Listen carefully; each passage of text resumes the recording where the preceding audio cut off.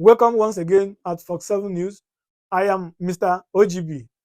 In today's video, we are going to look at our discussion with Mr. Ed, who visited us all the way from Liberia, and he looked into the case or the conflict in DRC Congo with the so-called M23.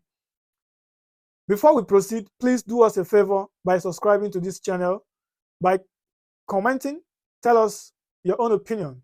Do you think what Ed said is correct?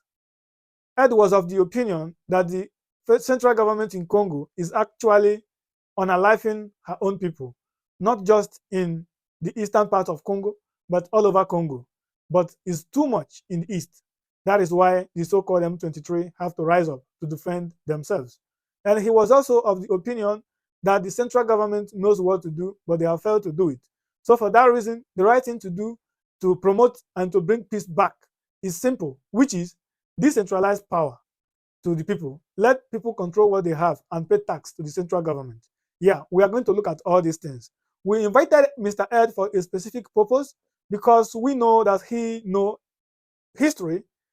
He was a political science student in his home country, and he is somebody who have read a lot of books, and is somebody who have who has much interest in politics anyway. We have been with him and we understood his ideology very well. That's why we invited him, and we were lucky enough that he responded. So before we proceed once again, I would like to tell you to go and watch that interview. And if you think that what we discussed there, that we made a mistake, or you would like to support, or you have something you want the people to know, please do so by sending us message, maybe in the comment or in the private message, and we will respond to you and schedule a time to have a conversation with you. Yes. So I asked Mr. Ed what is happening in the DRC, and he made it very clear to me that what is happening in DRC is simple: the government working against her own people, right? The government working against her own people, unaliving her own people all over Congo, not just in the eastern part.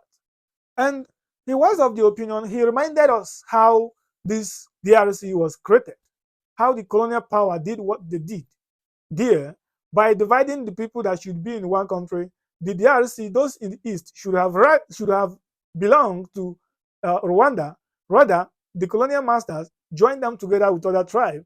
And he said that in the DRC there is over 200 tribes. That's why at the end he summarized everything by telling us that the only way to promote peace in that part of the world is simple: decentralized power. Let the East provide their own security, build their own economy, and pay tax to the central government. The same thing goes to the West, North, and South, so that there will be peace. Without that, it is very obvious, it is very clear to you, to me, to him, and to everybody that it will be almost impossible to bring peace back to Congo. We know that foreign powers that are playing in that ground wouldn't want such to happen, because if it do happen, that means they are going to lose a lot. But my people, remember, Europe, they had more conflict than Africa is having today. They fought among themselves so much. They unalived themselves so much until they realized that the only solution to end on this conflict is to allow these people to go. Let the continent be divided according to tongues, according to languages and tribes. That's why if you go to Europe today, mostly you see that French are living in their own country, English are living in their own country, the Germans are living in theirs, the Belgians are living. Just that is what you see: people living according to region, language by language, tribe by tribe. That's why in Europe today you can see a country that does not have up to 1 million population, but they are country on their own. We said such should be done in the motherland Africa, so that there will be end to all these crises in that part of the world. We wish that the leaders will listen, but if they do not listen, may you, the people, hear and take action that will guarantee your own security. Mr. Ed used Burkina Faso and Niger as example. Their leaders wasn't doing what is right, but the people have to stand up and take action. And in Ed's opinion, he said Burkina Faso and Niger, they are progressing beyond expectation today. I know you would like to see your own country progress in that manner.